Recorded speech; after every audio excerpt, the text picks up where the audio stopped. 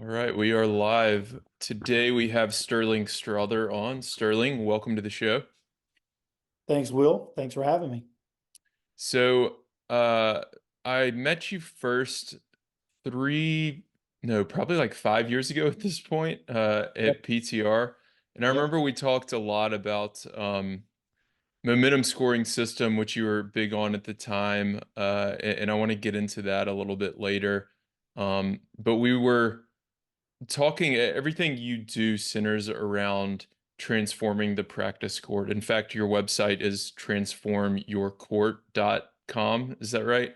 It's transformyourpractice.com. Yeah. Transformyourpractice.com. Right. So I wanted to start with just a very basic question. What does transform your practice court mean? So the reason why I picked the word transform is when you transform something, you're making it a thorough and dramatic change in the form and the appearance. So Hmm. transforming your practice court literally means that you are dramatically changing the way it looks as far as the drills or challenges or games you play during practice. And so the way it feels mentally and emotionally changes because the practice drills and challenges are now scored. There are consequences of winning and losing a point in practice or even consecutive points.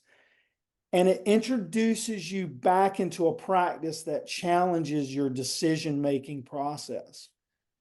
So that's really what I'm talking about when I'm talking about transforming your practice. Hmm. Well, why does the practice court need to be transformed for most people? What are we doing wrong?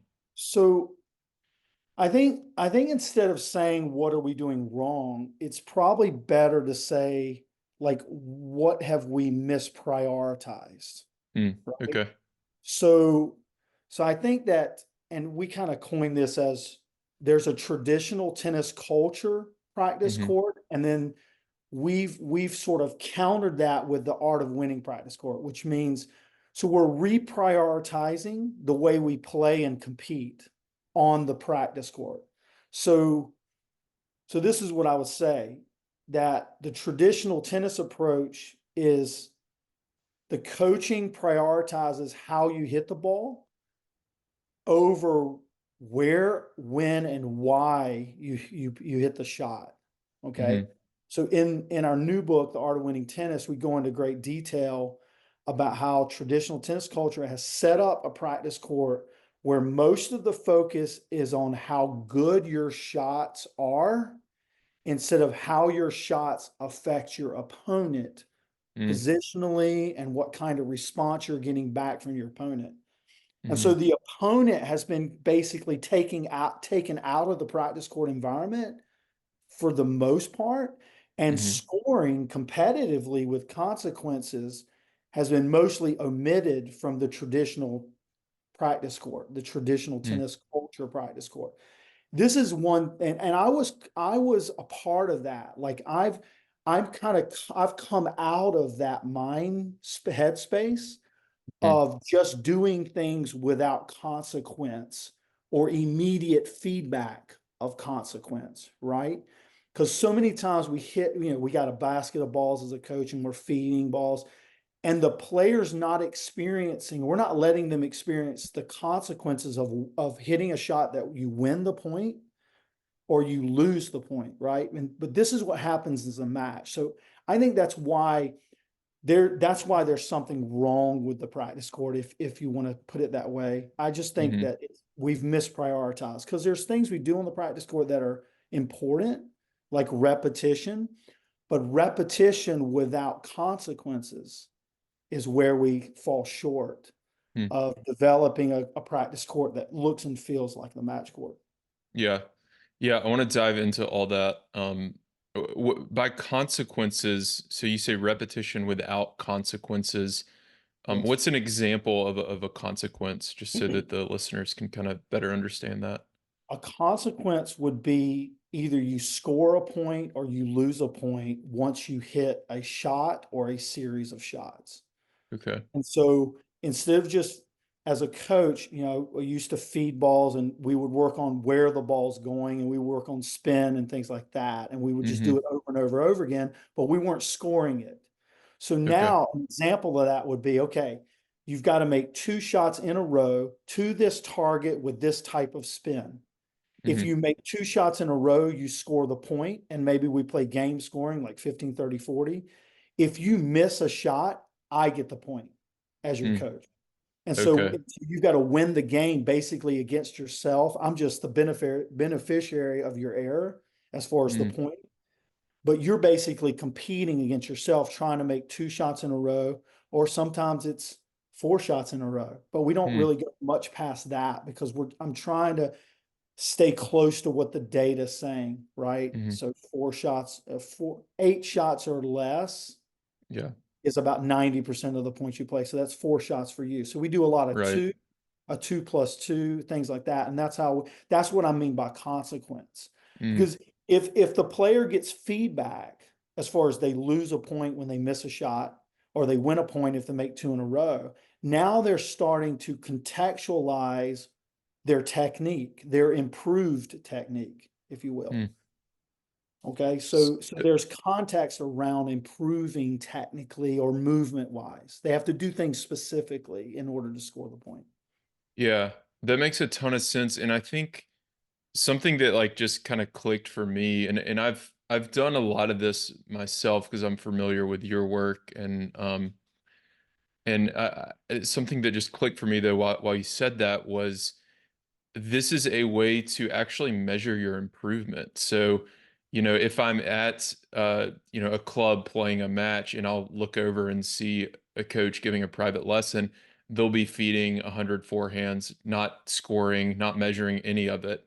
But if you can play that game against your coach, hitting the forehands cross court with depth, with top spin, and let's say you lose that game and then you lose it a little bit closer and then 2 weeks later you're winning that game, that's a way to actually measure your improvement on your forehand versus the traditional way of just, hey, we're going to feed forehands for 10 minutes and we're going to feed back, and we have no way of knowing if they're actually getting better.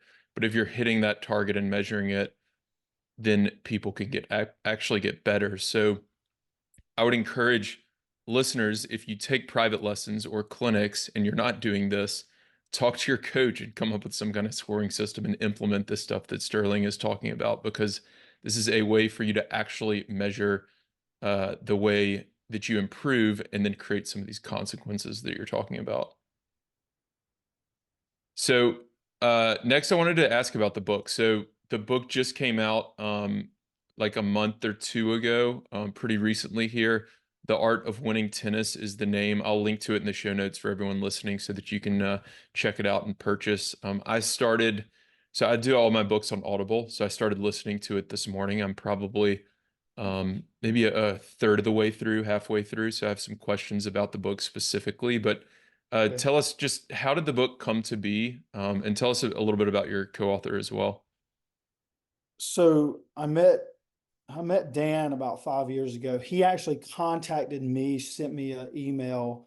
He had picked up my first book, Seven On-Court Strategies to Experience Your Play State. That's on Amazon as well. But Hmm. he came across that book himself while he was on holiday. He's from the UK.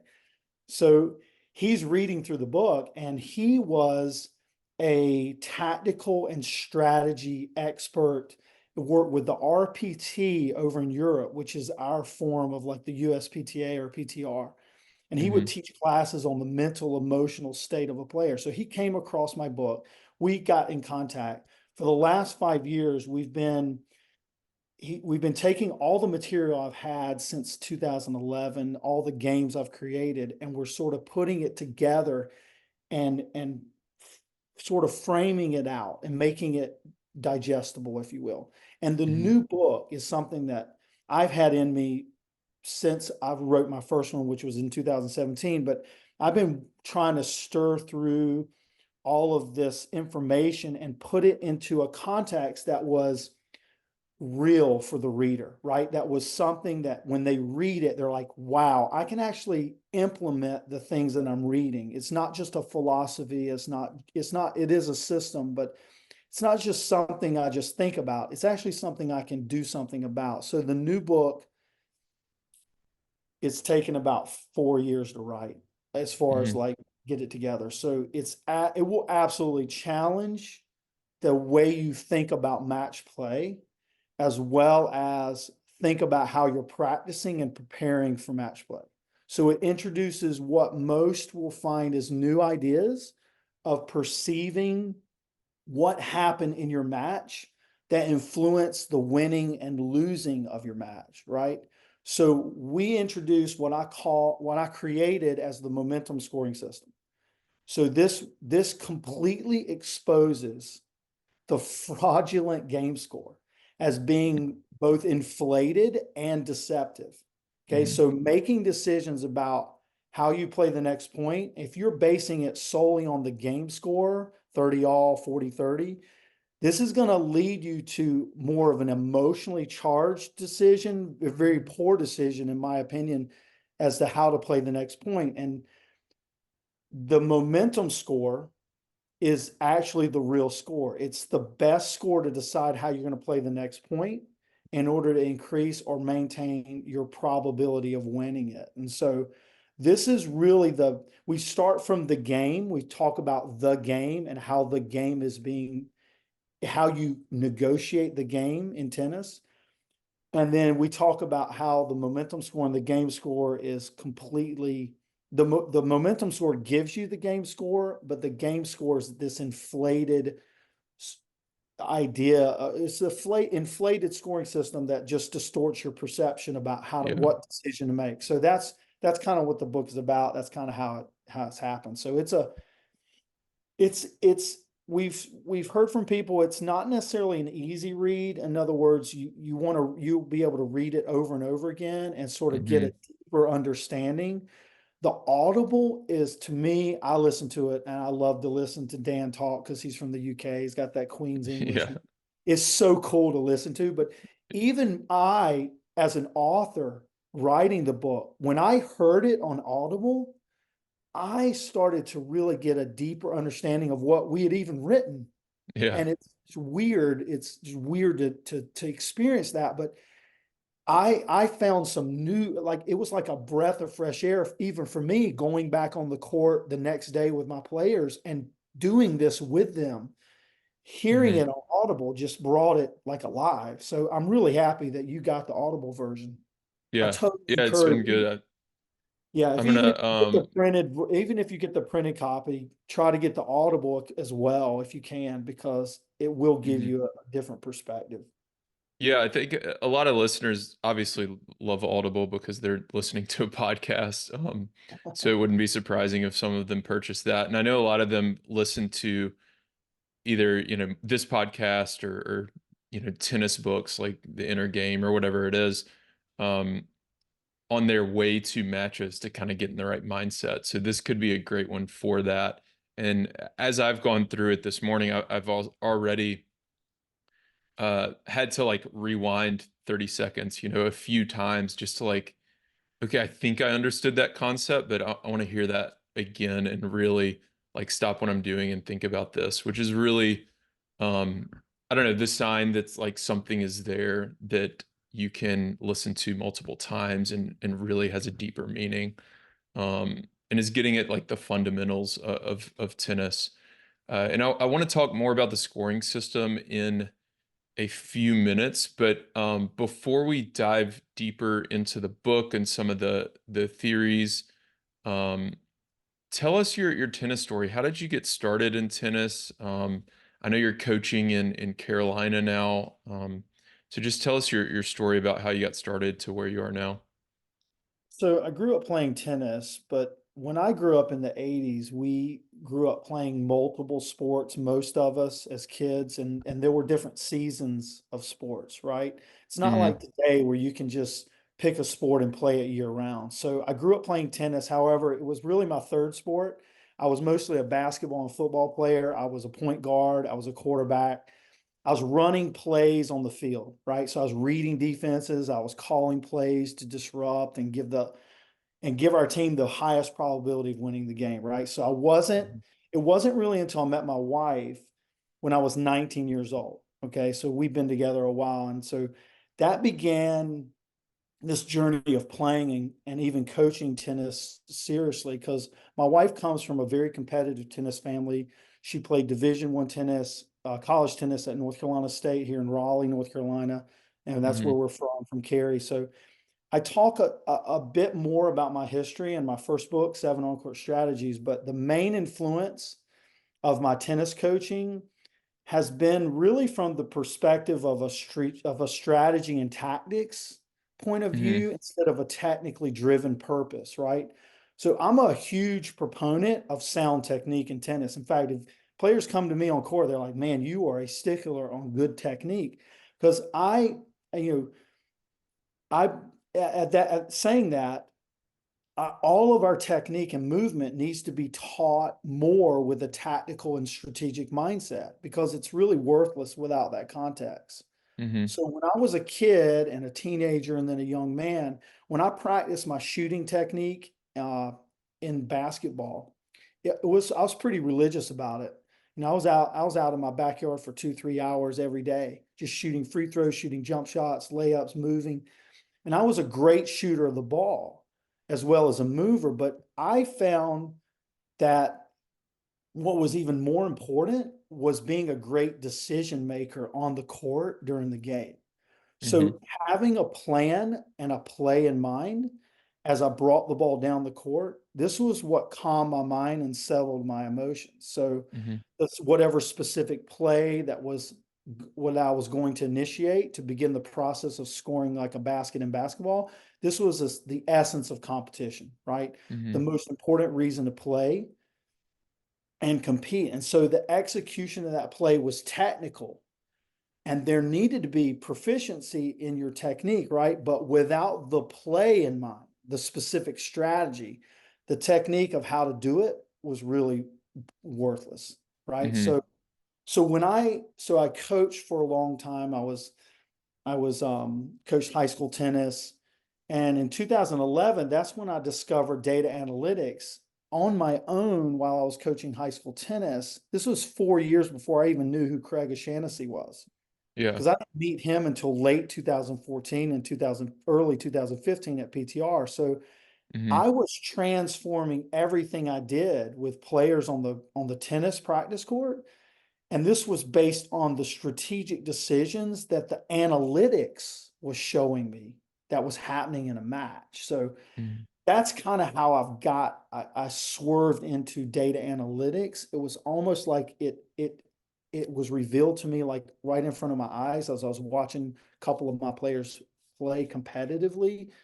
And that's when I sort of took off right there. And then when I met Craig, a lot of things happened there where we formed a friendship. And then I was on his first four shots. A lot of Mhm. people around the world started finding out about me and junior tennis data, because very Mhm. few coaches around the world were actually doing junior tennis data.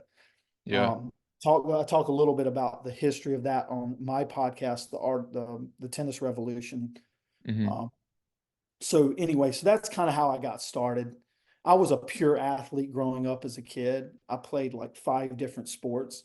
So I Mhm. think that's why I look at coaching tennis a little bit different than maybe from just a strict player's mind or headspace, right? Mhm. Because I play different sports. So I see learning and playing the game a little bit differently. Now, obviously, I went through PTR, USPTA, I have my certifications and all that, but to Mhm. be, I found that to be a really good coach, you've got to find mentor coaches that have been doing this a long time. That's what I did when I was younger. And I really studied them. Like I flew out to California, spent a week with Kenda Hart.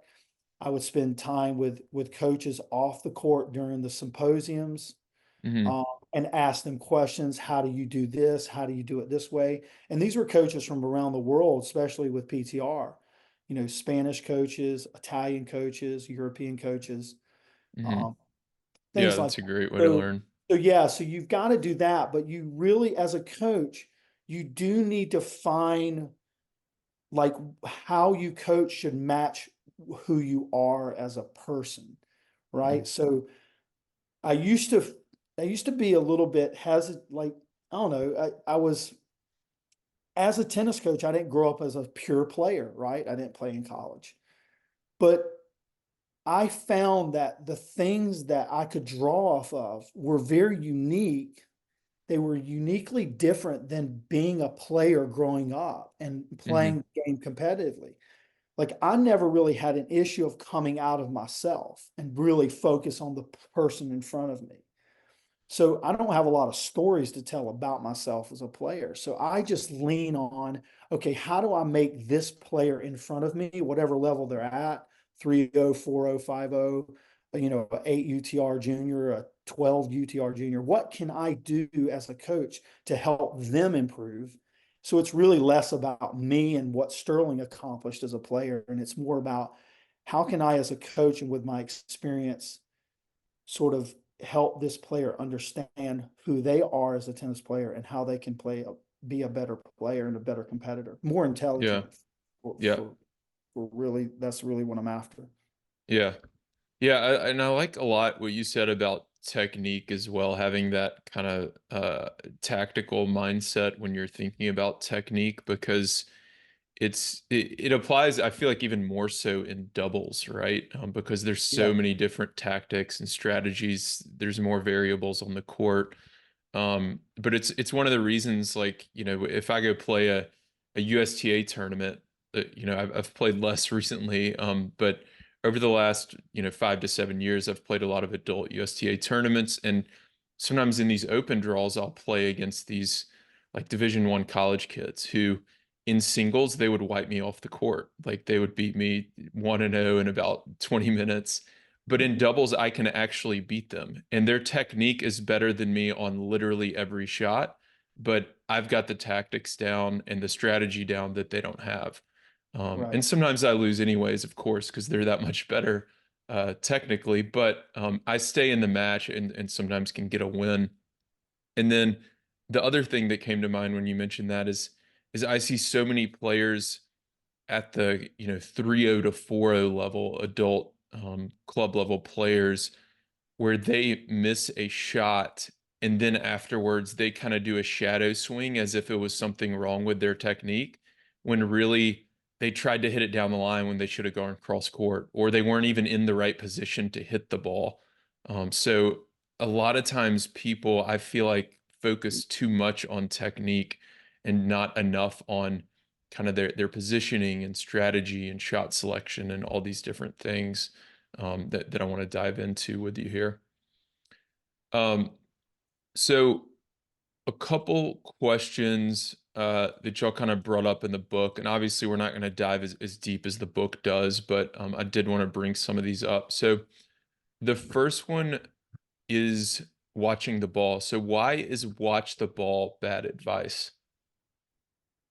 I used to say it all the time, and then I had to check myself because when I started getting into the analytics of why points end and how they end, in competition, you will only watch the ball half the time. Hmm. And actually, you want to see the ball instead of actually watch the ball. So you want to see the ball. So you need the cycle of the three phases is really like scanning, tracking, and focusing, right? That kind of encompasses seeing, right? So we do start off the book this way. We talk specifically about how to see the ball better. One of the things I like to say to my players is look for the spin of the ball coming out of your opponent's racket, which is, it sounds so, it's so much common sense there. But the Hmm. problem is that we we don't actually see the ball coming out of our opponent's racket, because after we hit our shot, we look up and then we immediately find the ball with our eyes, which makes total sense because your eyes are attracted to motion. So the ball is moving faster than your opponent's in real Hmm. speed time. I talk a lot about this in my first book. So we we look up and we see the ball. We kind of judge our shot. We go into judgment, subjective judgment of our shot. Was that good? Was it high enough? Was it Yeah. wide enough? Mhm. and we don't look up toward our opponent. So we talk about when you hit the ball and you look up, look past your ball. That would be scanning the ball. So you Mhm. see the ball, but it's kind of blurry because you're scanning the ball, and then you're looking to focus your eyes on your opponent. Maybe their racket, maybe they're going to their forehand. So you look to the left side if they're a right-handed player. You look at their racket coming through, then you're going to see the ball come out of their racket faster. One of my first mentors was the late great Vic Braden. And they did a study back in the 70s that if you see the ball come out of your opponent's racket within 2 to 3 feet of the ball leaving your opponent's racket, the human brain can calculate up to 95% accuracy where the ball is going to bounce on your side of the court. Mhm. When he said that, I was younger, but it stayed with me. So when we started looking at why do players respond late to their opponent's shot, it's not because they're slow physically necessarily. It's not because they have the right shot prepared. It's that their reaction was too late because they looked at their shot too long after they Mm. even looked not too long. They just looked at their shot after they hit it, and they didn't see the ball coming back to them until the ball was pretty much at the net, where the net was, right? And that's milliseconds, I'm sorry, that's not milliseconds, that's tenths of a second, right? Mhm. So if you think that a human being can move 9 feet on a tennis court within 1 second, that they can move a half a second around 4.5 feet, which is the width of a doubles alley. If you look at your shot after you hit the ball, you're going to lose anywhere from 2 to 4 tenths of a second. That's like 3 feet of movement that you're late on. So Wow. you're going to respond late.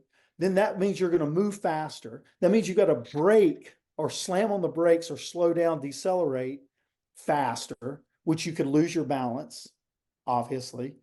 And so that's how it affects your shot. So the eyes, to train your eyes to look up at your opponent after you hit the ball, scan the ball, but focus on your opponent, Hmm. that is that's probably the most critical thing you need to train as a tennis player. And Will, honestly, how many coaches, and I'm guilty of this too, so I'm not just pointing the finger out and not pointing them back at me. Yeah. I used to do this too, but I had this revelation of, wait a minute, I've got to train a player's eyes. I can't just assume that once they hit the ball, they're looking at their opponent, because Mhm. the ball is too tempting to look at. Because, like I said, Right.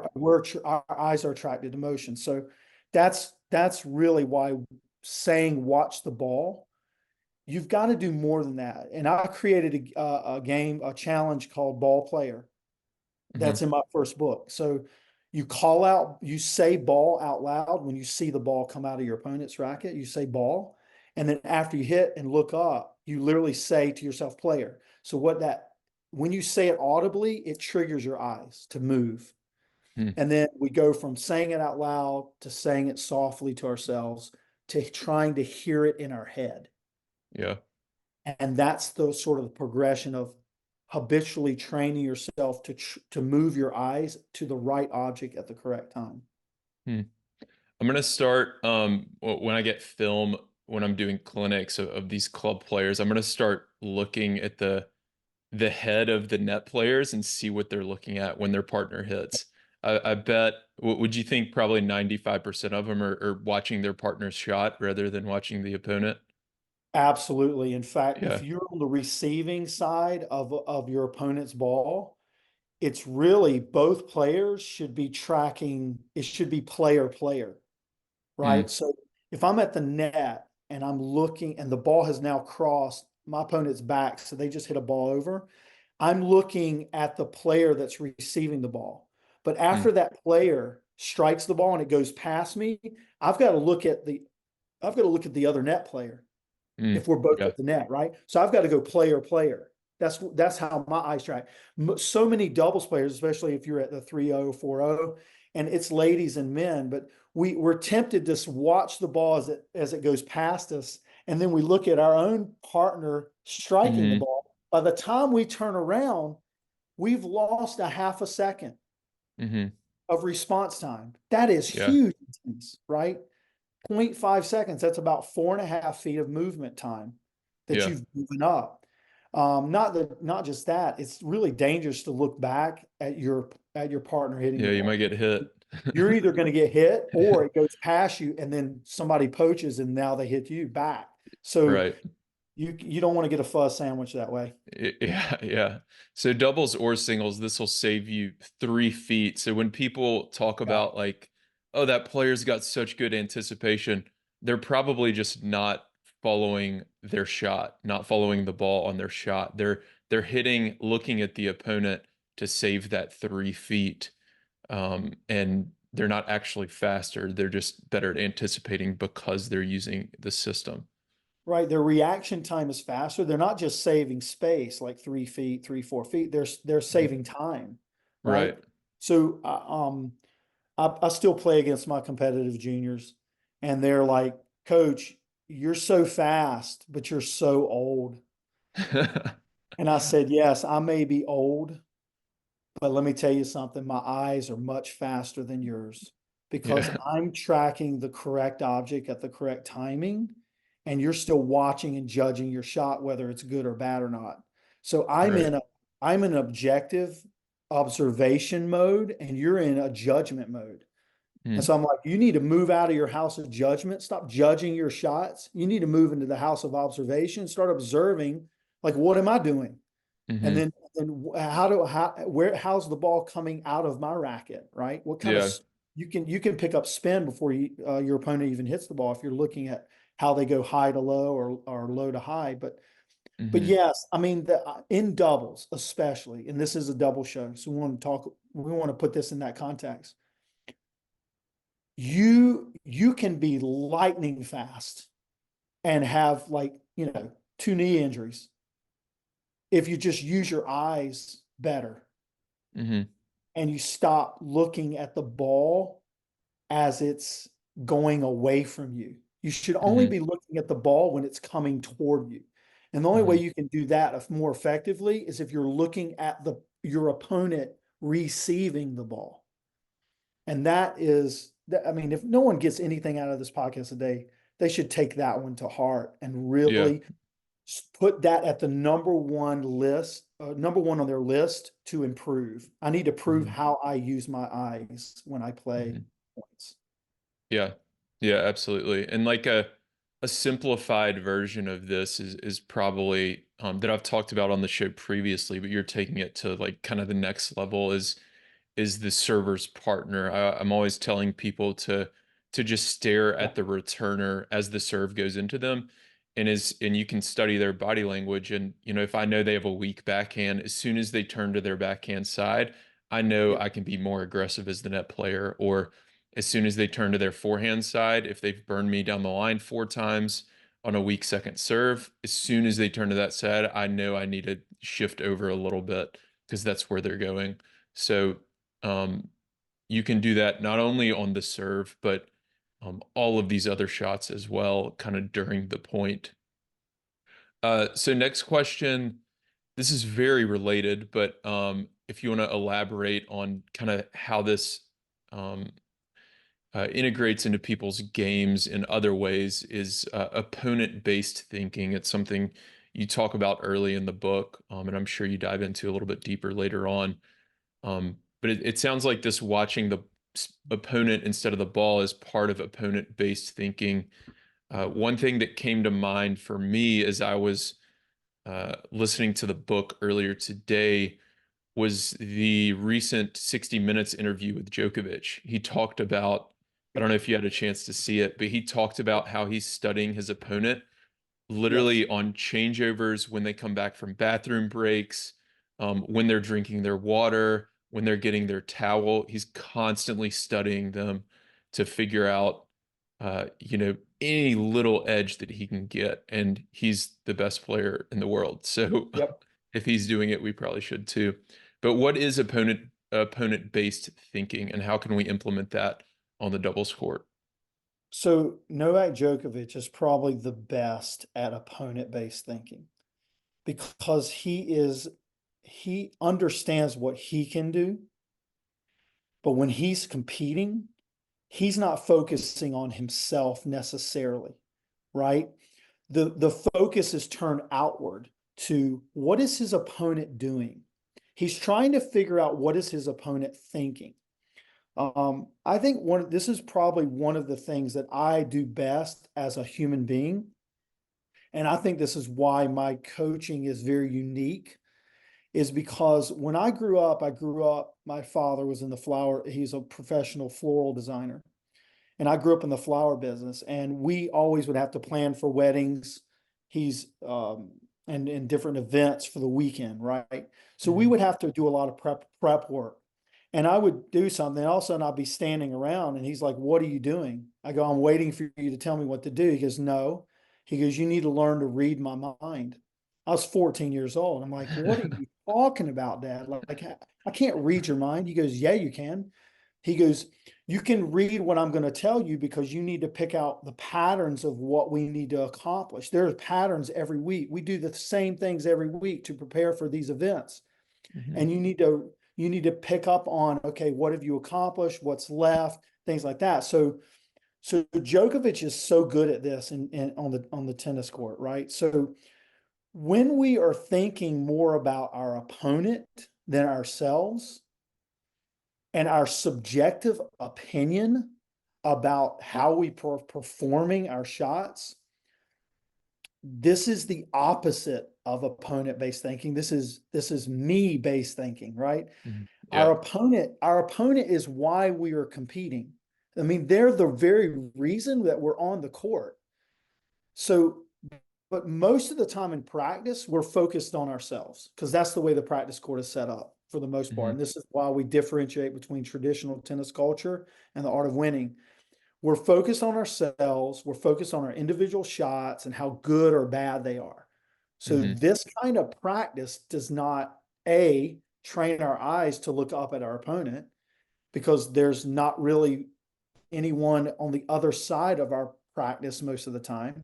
So Mhm. we hit a shot, we look up, we look at the ball. So as a coach, here's the way I've adjusted this. When I'm doing a fed drill to a player, I'm feeding the ball in the direct line of where they need to look next. So let's say I'm Mm. feeding from deuce and I want them to hit to add. I feed the deuce and I move my body as a coach to add. Hmm. So after they hit to add, they see me again. And Okay. so So you as a want them to hit and then look at you. Yeah. Absolutely. But if Okay. I'm just standing in one place off the side of the court as a coach and I fed a ball, well, they're naturally going to look at when they look up, they're going to naturally look at the ball that they just hit. Now, sometimes this is valuable, actually, especially when you're just beginning the game and I have young kids. I want them to see the flight of their ball, right? I want to Sure. see what kind of spin did they create? What did they spin? Did they create like a fade, like and Chuck Mhm. Tomlin down in Atlanta with congruent tennis method. He has rebirthed this idea of hitting fades and draws for me. So fade Hmm. is like a ball that tails off to the right if you're a right hand player, and draw comes Sure. back. It's like a Sure. golf is made famous by golf, but he's Yeah. done a fabulous job with that. So what I'm doing is, but I'm trying to train a player to look up at me. So if we're consistently practicing in an environment where we're constantly judging our own shot, we're in a me-based thinking mindset, right? Or headspace. So we Mhm. want to train in a way where we have our opponent in mind. And that's what opponent-based thinking is. Now, these other things like when you're watching a match and you're on changeovers, yeah, as a junior player, you should be looking over and seeing if that your opponent is tired or if they're frustrated or if they're calm. Like you need Mhm. to sort of pay attention to the body language during the point, during the game, on changeovers. What kind of body language is your opponent sending you? Because we're very bad as human beings at hiding our emotions. Mhm. Okay. Those are reserved for really world-class poker players. but we're not good at this on the tennis court. And Yeah. tennis invokes a lot of emotion. So you can figure out if you're watching, if you're paying attention, if you're giving your attention towards your opponent. And that's opponent-based thinking, is giving your attention and prioritizing your opponent over yourself. Hmm. Yeah, When this you're is something that I've. What's that? when you're competing.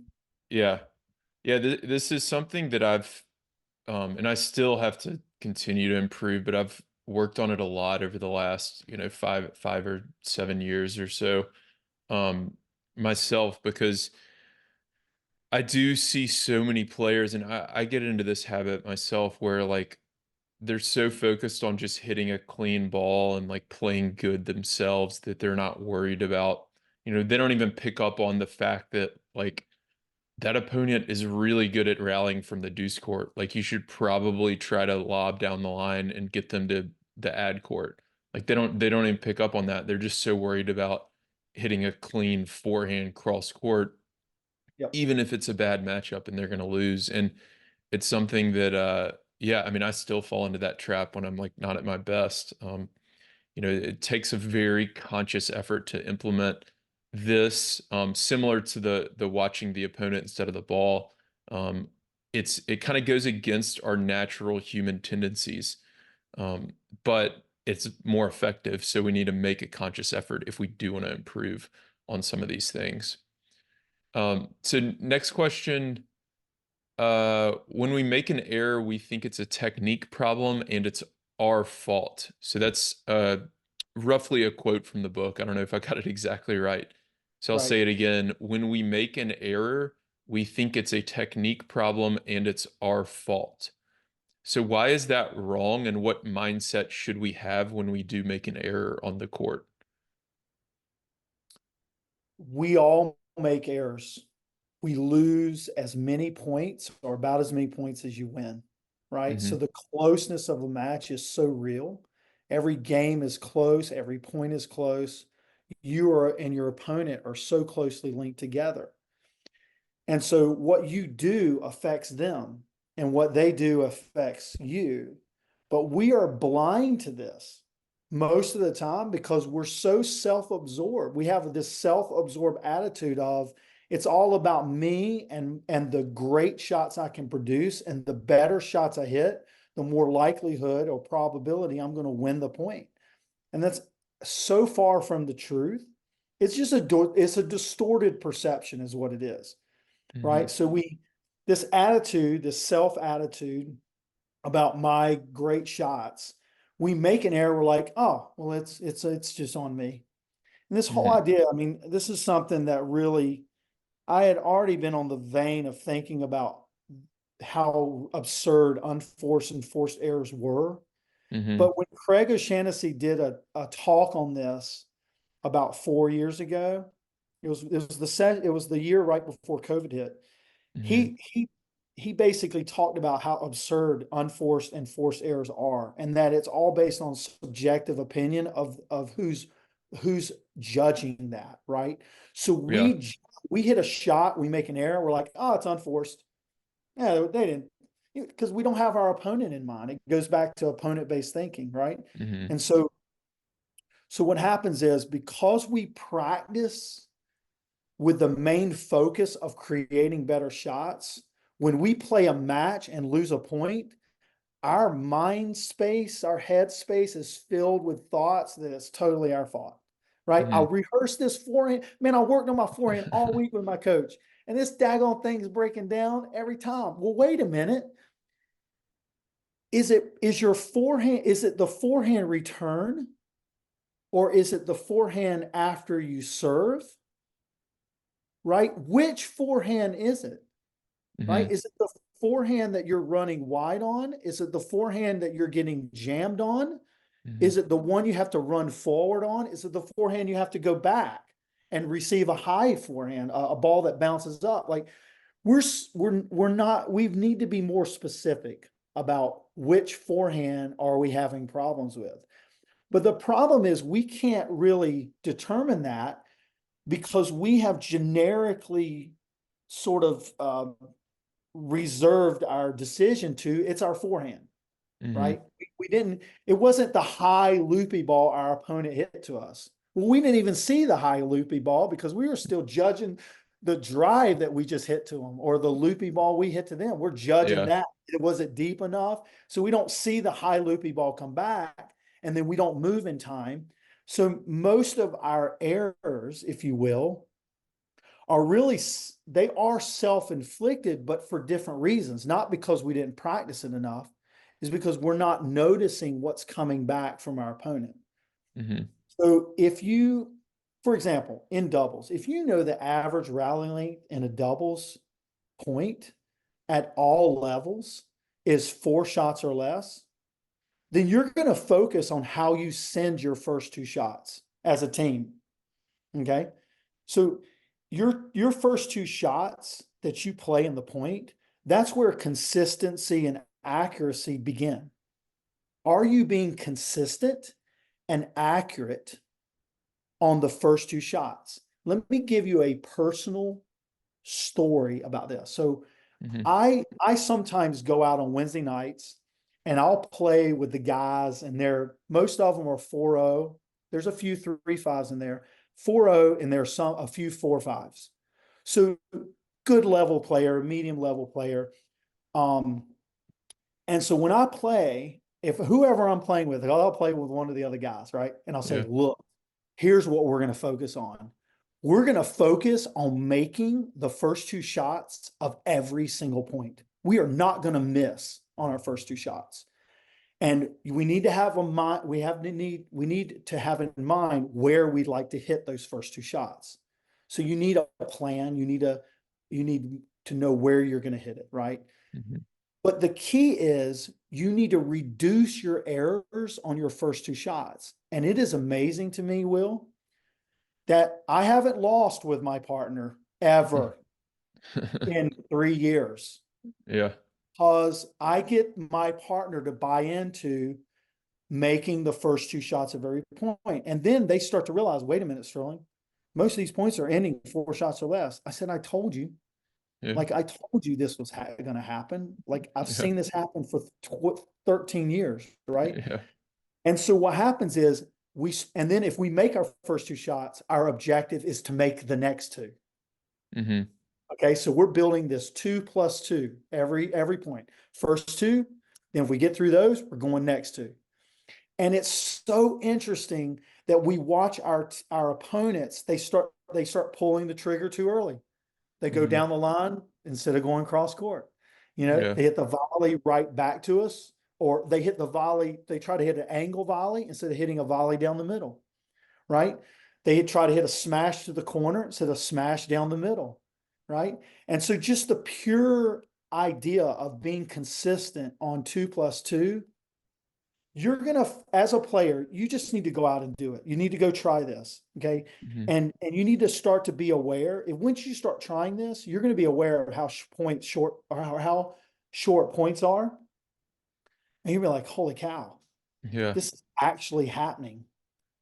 Um, Yeah. it's fascinating. I So remember the that's first time I sat down and like charted a USTA doubles match. I sat down and just wrote down the rally length of every point, and because I had heard the numbers probably from Craig or somebody, and I sure. was like, well, they did like this is it was actually a ladies match, and I was like, none of them have great serves, like they have a lot of long rallies. It's not gonna be, and the average was like 3.7 or something. It Yep. was That's right. it was super low.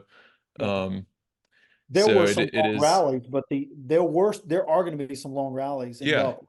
But for the yep, most part, they're 8 shots or less. Ninety yeah, percent of the points are 8 shots. That's 4 shots for you and your partner, right? So if you right. go 2+2, get the first two, then shift your mind to the second two, and it's the 1-2 sequence, right? And Hmm. it's funny. It's funny, Will. If I start missing a few, I go back to counting. Hmm. So I'm returning serve, and I'm returning serve against a 4-0, 4-5, pretty good spin, pretty good pace. But I'll go, you know what? I'm going to count when I hit this. So I'll go right when I hit it, I'll go one. And then if it comes back to me, I go two. Got it. Hmm. Right. And then my partner's kind of doing the same thing. He's got the same idea in mind. But I don't miss. It's crazy. Yeah. Like I know I'm a professional tennis coach. I hit, 1.5 million tennis balls a year because Yeah. I still actually hit balls with my students.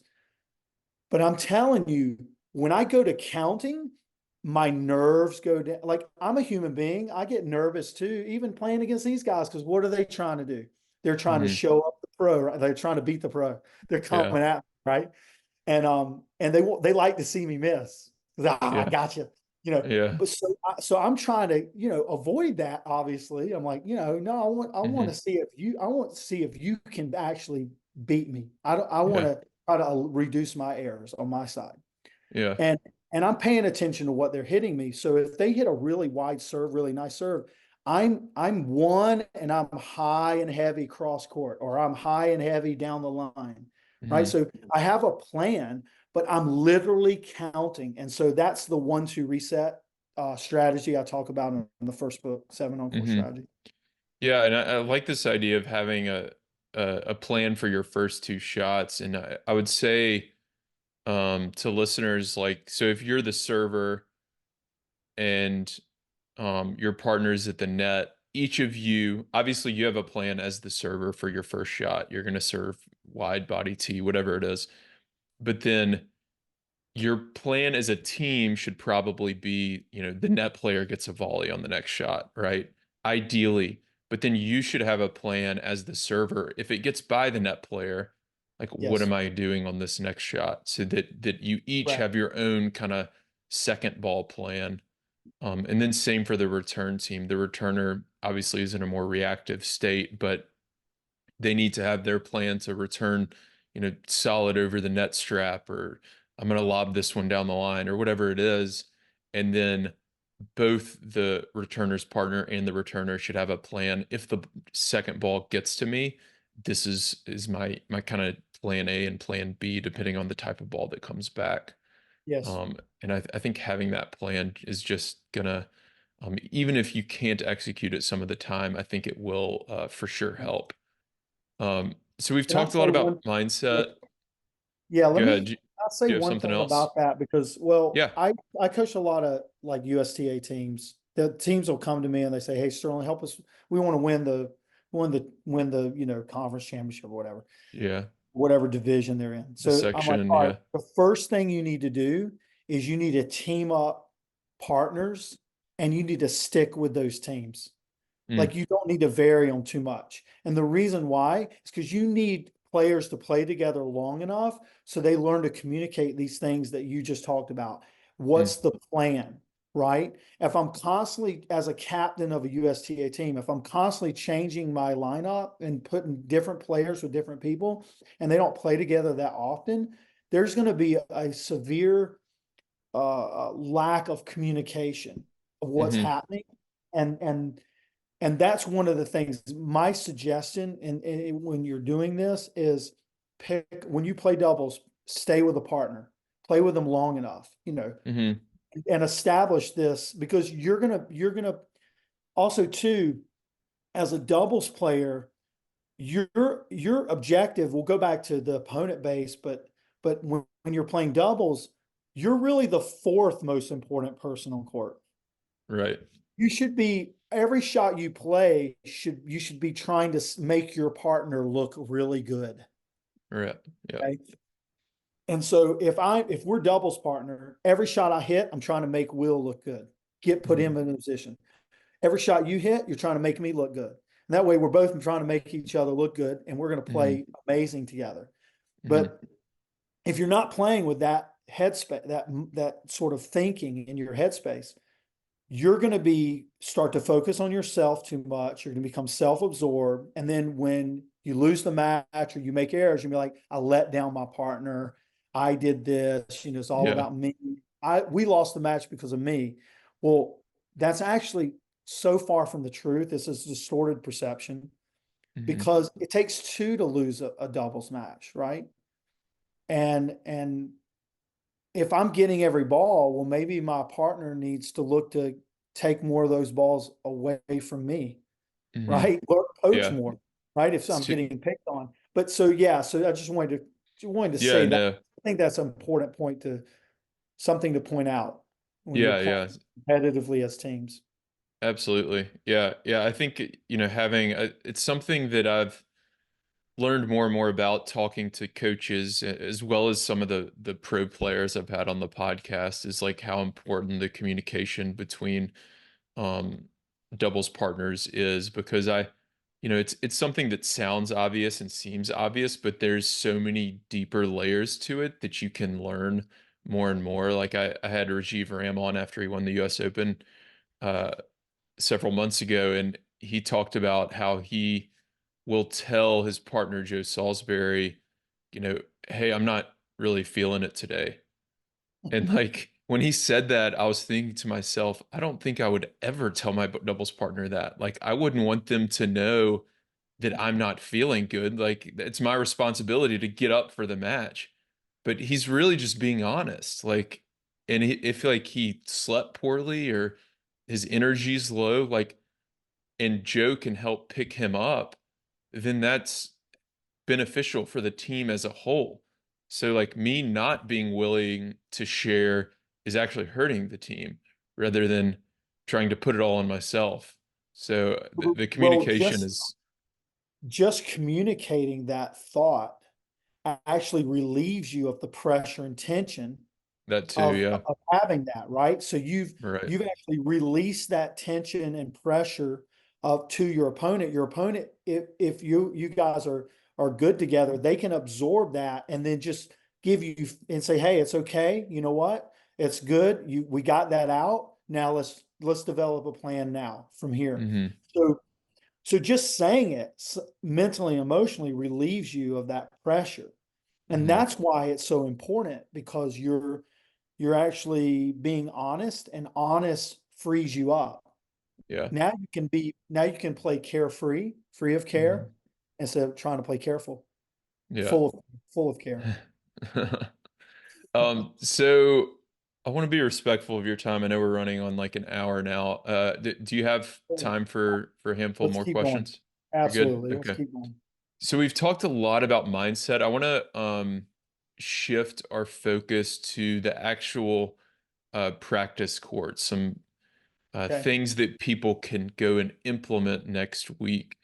What are some of your favorite doubles drills or games that people can implement? And I know I sent you a few notes before.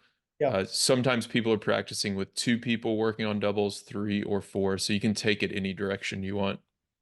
Okay. So I think one of my most favorite, I played this a lot with my high school girls when I used to coach high school tennis. It's a game Hmm. called Stinger. Hmm. And, and Stinger is you have players hit a second serve that's kind of spinny and slow, and the return player stings it cross court. They hit like a driving shot deep if they can get it deep, or they can hit a float or two, and then they come in. So they Mm. basically are returning and volleying. And Okay. their partner, maybe if there's four people, their partner's already there. So the return team is getting to the net first and putting the serve team in a position of one up, one back immediately, right at the beginning of Hmm. the point. Hmm. And that puts enormous pressure on the serve team, especially on the server. After they serve, they're having to go to an S1 first shot after the serve, and they're having to pass two players. Hmm. So we played a lot of that. And so my girls doubles teams had an 88% win percentage. Hmm. We we didn't lose doubles matches Yeah. because every time we saw a second serve, we hit the stinger and came in. Oh, And interesting. yes, and it put enormous mental and emotional pressure on the server. They started thinking, I need to make more first serves because if I hit a second serve, here comes the stinger, here they're coming in. Yeah. This is a great game. You can play it with two people, three people, or four people. Hmm. Um, the other game I like to play, Can this I is ask a actually, question about yeah, go ahead. Stinger real quick? Yeah, go ahead. Can the server serve and volley, or is it Yes. just kind of so there's no rules, you're just playing it out. The only rule is the returner has to come in after the return. Yes. If the returner does not come in on the return team loses the point. Loses the point. Okay. So And the server can lob on the serve plus one? sure, Sure. Okay. Okay. because that's a part of the decision of you hitting a approach shot return approach shot. That's part of Right. your decision. Do you come all the way into the service line, or do you Or sort of how do you sneak cover the in? lob? Yeah, Yeah. how do you slow up at the 60-foot line or mid-court and look for the Mhm. swing volley or the smash of the lob coming back? How does Mhm. your opponent react to your stinger? I'm sorry, how does your partner at the net react to your stinger? Like, are Mhm. they on top of the net or are they playing off the net a bit? And you start to pick up the tendency of what the serve player is going to do. Are they going to Mhm. lob it? Are they going to loop it? Are they going to go down the line? Are they going to try to drive an angle? Are they going to try to rip it down the line past your net partner? Hmm. So Okay. there's a so yeah, if you're going to learn a lot about that, and this goes back to opponent-based thinking. If you're playing these games with the opponent in mind, you're going to start to pick up on how to play this game better. Mhm. Um, Okay. And then that's a you're about to say another doubles drill? Yeah, I think intensity is my favorite. Um, Mhm. you can play this. A coach can play this with a group of players. That's probably the best way to play it.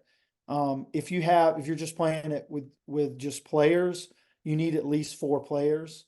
Okay. Um, Basically, you have a line of players in the doubles alley, one or the other. You have two players that are back on the opposite court on the baseline. One of the back players or someone off the court, like a coach, is going to feed a poach volley to the first player in line. They come in, they poach volley, and they have to play out the point one versus two. So they're at the net, and their two opponents are on the baseline. So the Okay. person that comes in, they do a poach volley, and then they have to play at the net.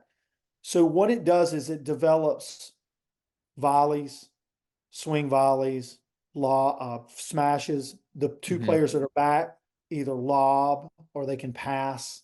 Mhm. Um, They only get the singles court, I guess.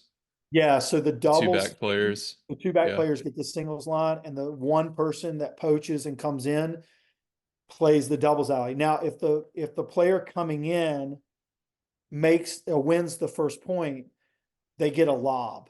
So they get a Okay. lob, they got to smash it, and then they got to win that point. When they win 2 points in a row, they run over and take one of the players on the baseline's spot, and the player that's closest to the sideline will come back and get in line, and then they go Mhm. through the drill that way.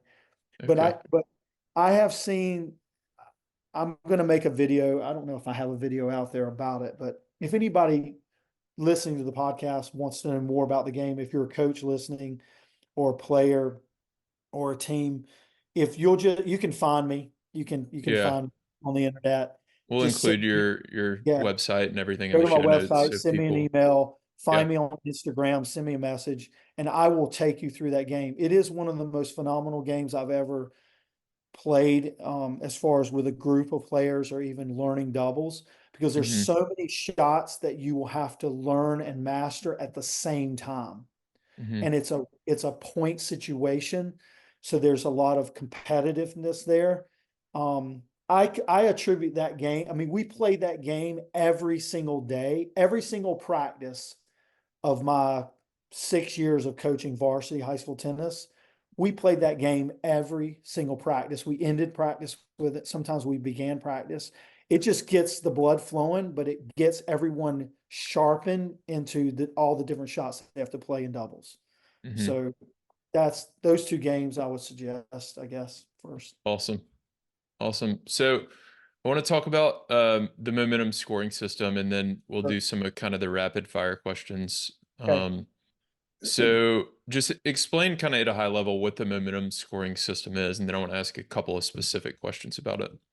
Okay, the momentum scoring system is you are you are trying to win consecutive points in a row. So Hmm. when you win a point, you are at +1. If you win another point, the next consecutive point, you're at +2. If you lose a point, you're at -1. If you lose 2 points in a row, you're at -2. We extend it to +3 or -3, and then we reset back to 0. And the reason why is because if you win 3 points in a row, according to the game score, you've either won the game or you are at 40 love or if you're down 15-40, you're 40-15. 3 in a row is all you really need maximum to win a game. But the goal is to win 2 points in a row. Mm, So in the momentum scoring system, we call winning 1 point is called a direction point. You're moving in the direction of momentum. When you win 2 points in a row, it's called a momentum point. You now have the momentum to win the game. You have that winning percentage go in your favor. When you win 3 points in a row, we call it a conversion point. But the goal is to win momentum points, 2 points in a row. And so the momentum score is never tied like the game score perceives you to be, like 15-all or 30-all, mhm, because this is why the momentum score is the real score and the game score is the diluted score, the inflated score. At 30-all, you are not tied. You are either +2 30-all, +1 30-all, -1 30-all, or -2 30-all. So mhm, there's 4 different scenarios for 30-all. And your decision at +2 30-all is going to be slightly different of your decision at -2 30-all when you play the next point and try to win and get to 40-30, mm, or it becomes to 30-40. So this is why the momentum score is powerful, because it tells you accurately what is the margin of separation of points won or lost between you and your opponent. mhm, Because if I just go by the game score 30-all and I'm not tracking momentum score, I'm going to think the score is tied, and I'm probably going to push really hard to win the next point because I'm thinking it's super important, which obviously it is important. But if you're +2 30-all, and we've run the data on this for the past 7-8 years, mhm, at the Art of Winning, we've discovered that if you're +2 30-all, you begin the point with only a 25% chance of winning that point, hmm, because it's very difficult to win 3 points in a row. And so if you're +2 30-all, which means you've won the last 2 points, you're down love 30, you won the last 2 points, you have a 25% beginning or starting winning percentage probability. Now, you can negotiate that 25% higher by making a really good decision of where you're going to place the serve. So you're serving to deuce. You definitely don't want to serve it to the player's forehand if you can help it. If they have a really good forehand, you want to try to stay away from serving it to their forehand. mhm, You want to try to serve it into their backhand. That means you may have to take a little bit off your first serve just to place it if you don't have the accuracy on your first serve. Because the problem with this is when your opponent is at -2 30-all. So guess what we've discovered through the data? That a player will play better when they're down in the momentum score than when they're up in the momentum score. And the mm, reason why is pretty clear. When you're up in the score, when you've won 2 points in a row, your confidence is high, and therefore your concentration drops.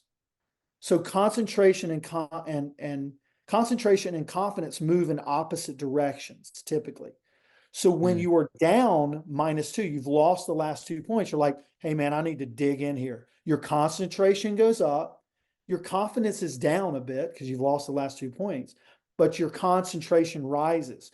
So you mm, play the point better when you're down in the score. The only exception is if you check out and you go like, oh, woe is me, and you go into a downward spiral, like my sure. shots suck today, nothing's going in. Well, yeah, like obviously your Yeah, 75% chance of winning the point is going to decrease automatically to 50% yeah, just by having because you're that you're thought. tanking. Yeah, You're going to tank it, right? Right at the yeah, beginning, you hit a shot, you're tanking it. You're tanking your winning probability percentage. And so the momentum score gives us our probability. The probability leads us to better decisions about how we're going to play the first 2 shots. mm, Because 60% of the points are going to end right there anyway. So mm, you've got to prioritize your thoughts. And the momentum scoring system is the perfect way to prioritize your thinking. So that is I know I went a little long on that, No, no, but no. I That's think a very helpful explanation, and I feel like um so it sounds like from what you've said, the likelihood of a player or, in our case for the listeners, a doubles team, the likelihood of them winning a point is correlated with their level of concentration.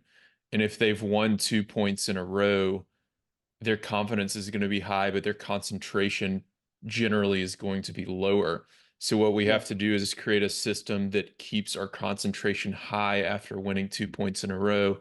And that's what this system does. That's what this game scoring does, which correct. makes a ton of sense. So for the scoring for doubles players listening to this, if there's 4 players on the court, we're Yes. gonna to implement this game, we go out and play normal points and we totally ignore the traditional game scoring and we score one if we get 3 points in a row. Is that right?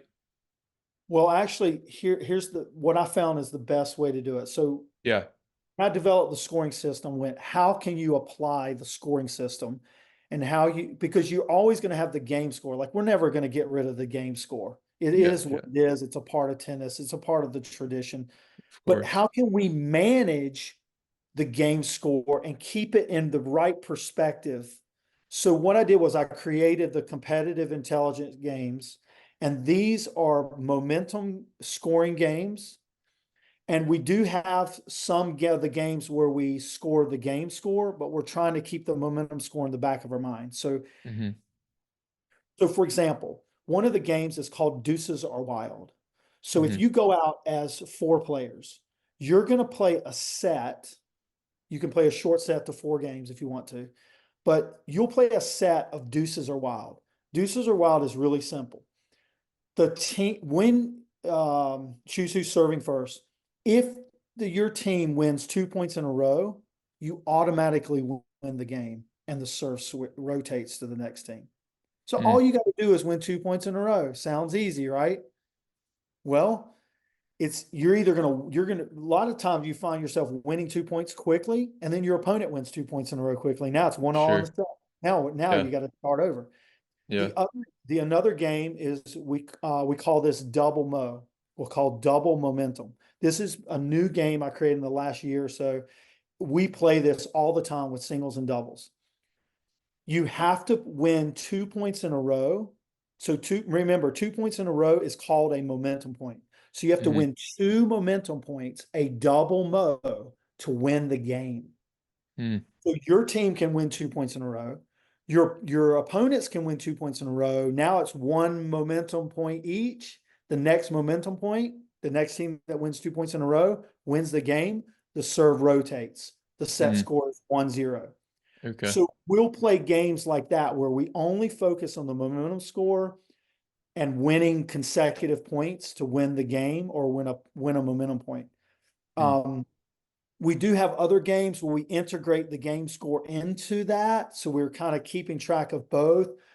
But I would start with those two. This is what the course is going to be about that we're developing. We'll have video of all this. We'll have detail effort, with explanations as well as Sure. videos about how to play the games. But we found, Will, that the competitive intelligence games, when they are played, they actually look and feel more like the match than the Mm. match itself, because it triggers the mental and emotional attitudes or feelings that you're feeling when you're actually playing a match. So you're going to feel this pressure of trying to win 2 points in a row or try to Yeah. stop opponents from winning 2 points in a row. And so games like Deuces Are Wild or Double Mo. We do have a game called Tsunami, and that's where you win 2 points in a row, you get a game. If you win the third point in a row, you get an extra game, and then the serve switches. So Oh, we well. got really cool games that sort of integrate this idea of winning 2 points in a row, winning 3 points in a row, Hmm. uh, and then how that relates to the game score. So you start to perceive the game score as what it is. It's inflated. It's the story. If I'm up 40 love, I'm not up 40-0. I'm up 3-0, and I'm in big trouble. because the chance of me winning four in a row is very low. So how Hmm. do I negotiate that? Right. So I negotiate it with really smart, intelligent two-shot patterns, starting with my first two, which we call first strike patterns. So negotiating your winning percentage and using the games is how you create better, you create more intelligent decisions. Hmm.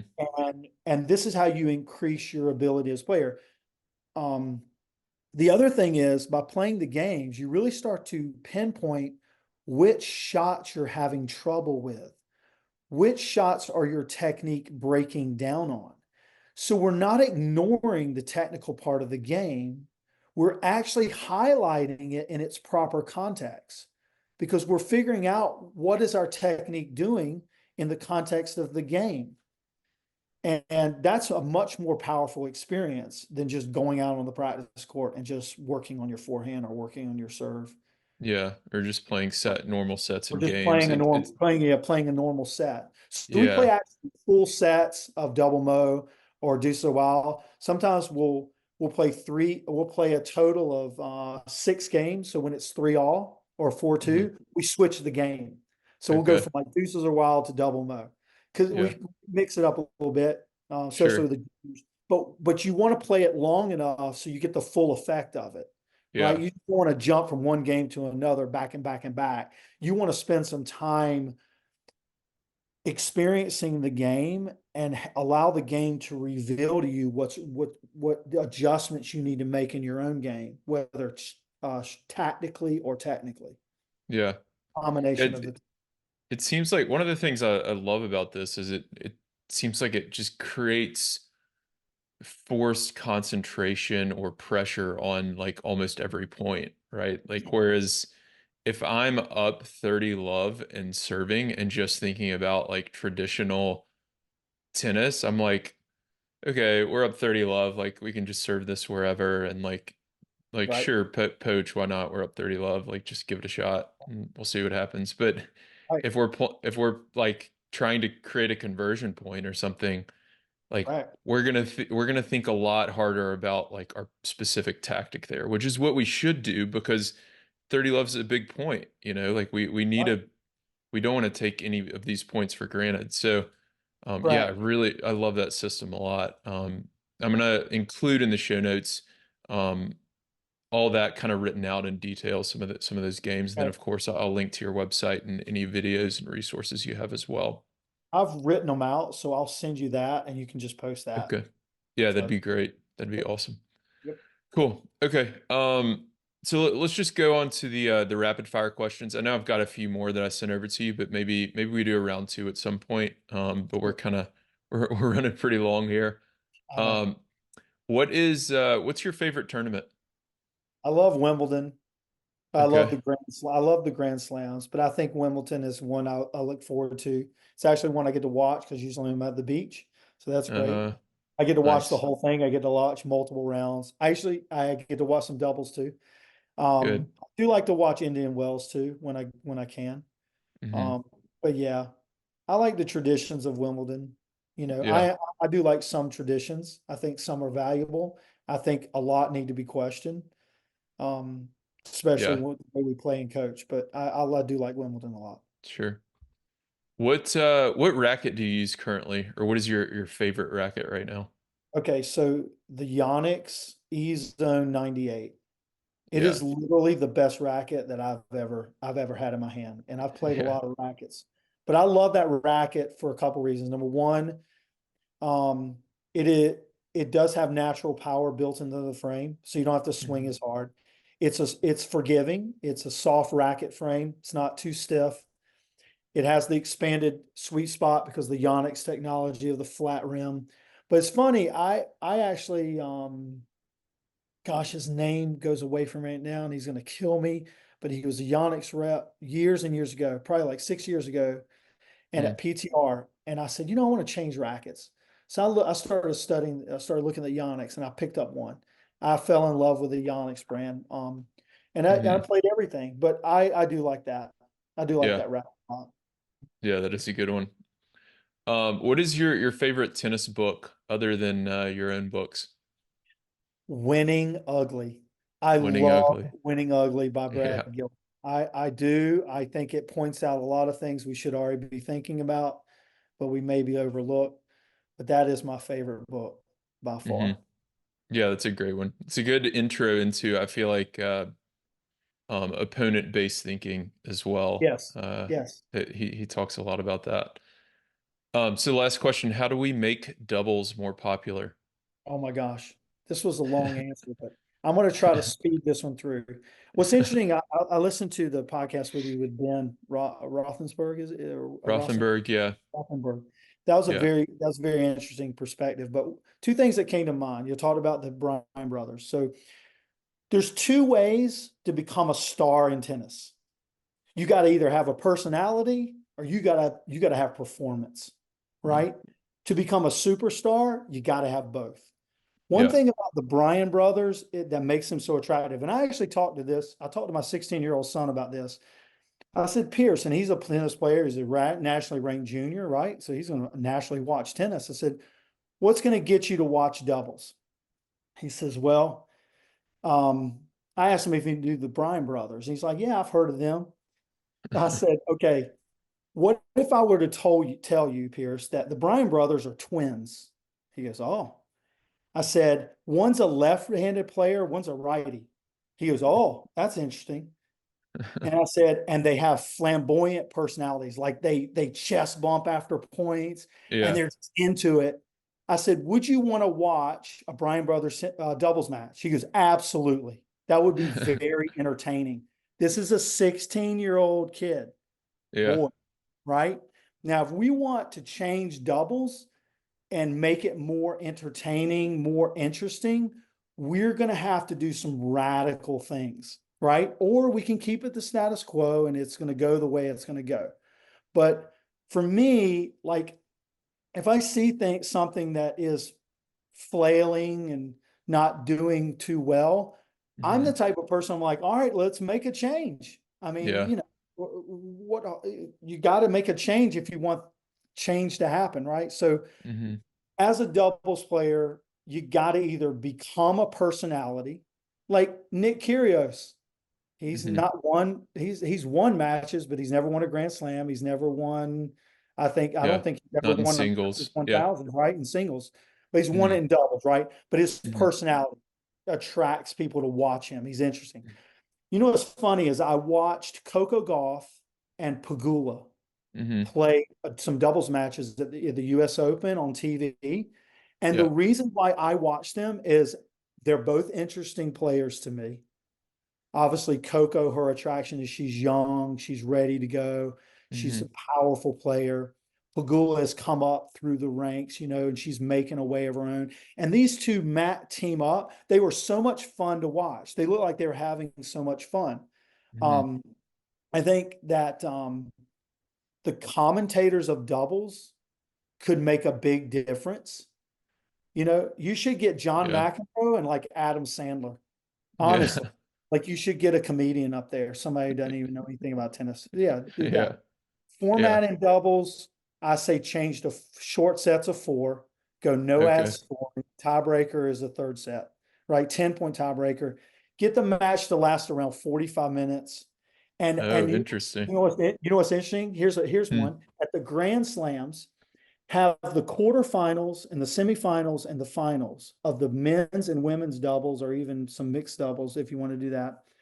Have them be a part, have that final men's doubles be at the beginning of the men's finals and have it be a part of the same ticket. So if you Hmm. buy a ticket to the men's finals, you're automatically going to see the men's doubles finals, and it's going to happen right before the match. Yeah. And So it's they going to be do they short. do the women's, they reverse it right now. They So like reverse it. it depends on the tournament. Some Yeah. tournaments will do women's doubles finals after the men's singles final, and some Yes. do the women's doubles final before the men's singles final. And sometimes it's like way earlier in the day. So people who show up 30 minutes Well, before the men's singles final don't see the women's doubles at all. no, no. So you Yeah, need to there's got to be look. some You overlap. gotta Yeah. group, you gotta group it together. Look, you gotta Yeah. take that which is not so popular, and Yeah. you need to hitch your trailer onto Yeah. that which is popular, right? Yeah. Singles is very popular for the reasons you and Ben talked about, right? Hmm. But you've got to rebrand something that's kind of flailing, a Yeah. fish out of water, right? I don't want to say Yeah. it's failing, but it is flailing, right? The Hmm. other thing I talked to Pierce about, I go, hey, Pierce, what if, what would it, if you were watching a doubles match and you didn't know any of the players' names, they're all pro players. Let's just take, men, for instance. You have four guys, right? You don't know any of that. What would cause you to watch that match? He goes, well, Dad, it would have to be short. So four sets, no, or four game Four sets, game sets. Yeah. no gas scoring. You win at 5-4 if it's 4-all, play the tiebreaker, 10-point time. He goes, it's got to be short. And the second thing is, what would be interesting, Dad, is mic up the players. I want to hear what they're saying to Yeah. their partner. I want to hear them, getting on their partner for missing that volley. I want to hear sort of what they're doing, what's their strategy. He said Yeah. that would be really interesting. That would be more like a show. It is interesting. I don't watch baseball, but I caught this baseball game one day on TV.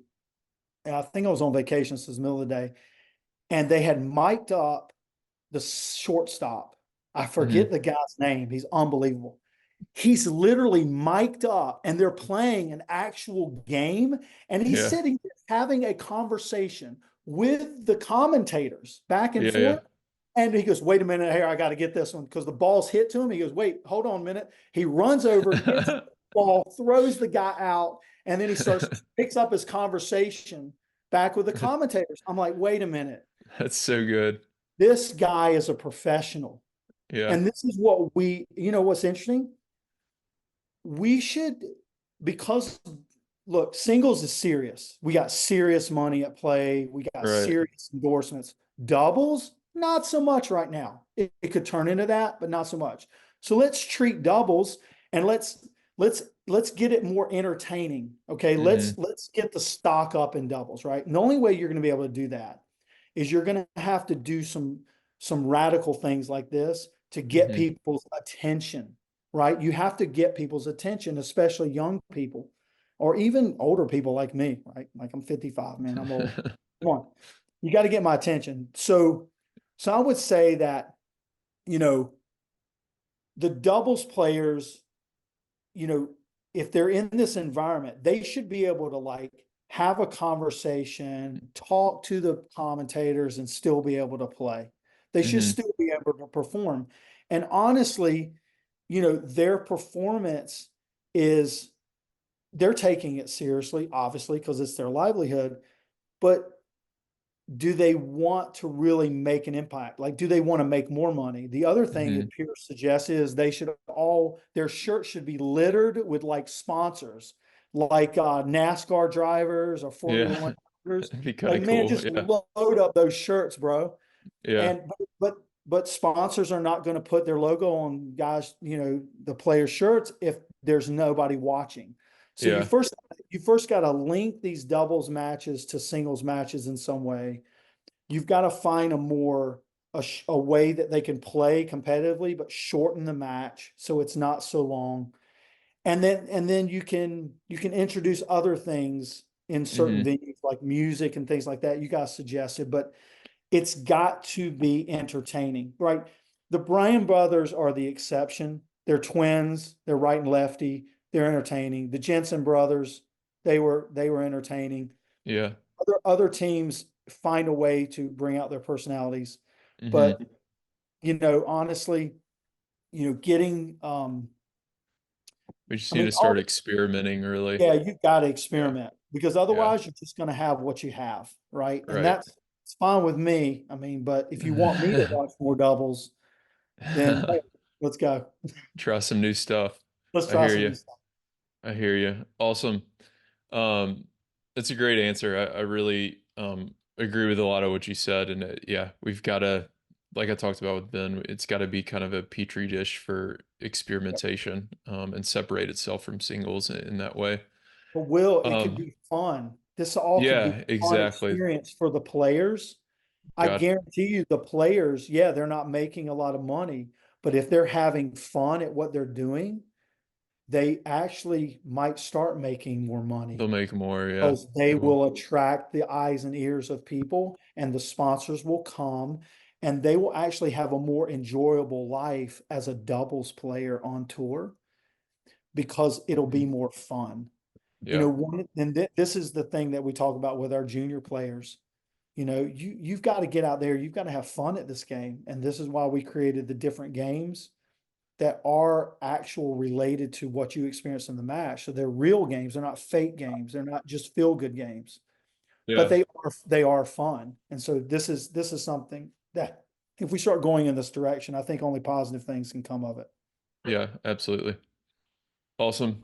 Sounds like my dogs are barking, so gotta run here. Sterling, thanks so much for joining us today. I think there's a lot of great information here that people are going to get out of this episode, so I really, really appreciate your time. Thanks, Will, for having me. It was a pleasure. If you want to become a smarter doubles player and start winning more matches, then join the Tennis Tribe Doubles Strategy newsletter. Every single Thursday, I'll send you a new doubles tip or tactic that you can use in your very next match. And when you join, you're going to get a free guide on how to play with more confidence and start dominating at the net in doubles.